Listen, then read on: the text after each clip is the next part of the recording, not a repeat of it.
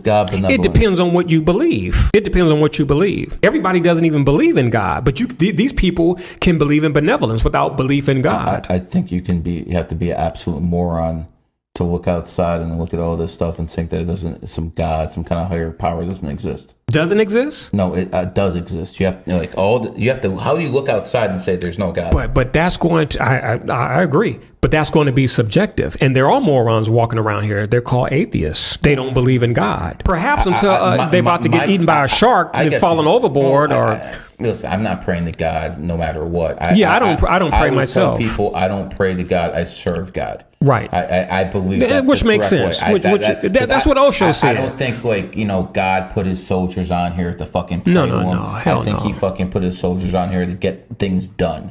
The plebs can pray. Yeah, no, I haven't prayed since the early 2000s, maybe late 1990s or 2000s. But wait a second. You have a wife, you have a kid. What that got to do with anything? Money, what does that have to do with anything? How you're not praising God? No, I'm using my mind. I'm living righteous. I'm not violating. Remember, I studied the code. I don't violate people, and I don't violate property. So a Christian will say you're going to hell. A Muslim that's their perception. That's their opinion. It will say you're an infidel. You're gonna get fucking.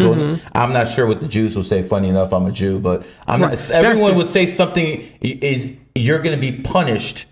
What would you say to them? Based upon their opinion. I'm like, okay, that's great. Again, your perception is not my reality. You understand? I'm into universal law. Correct. Universal law. That means all things are going to be taken care of. You don't need somebody holding a sword and chopping off balls and doing all type of things because they don't believe. Now, if it's a crime, you rape, kill, what have you, different story. But because you don't believe, your ear's going to get cut off?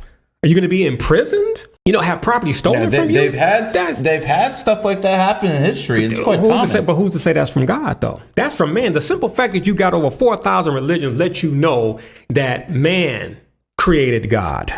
4,000 religions. There's over 4,000 religions on planet Earth. There's more religions than genders? So, exactly. Wow. And you know God ain't gonna confuse people.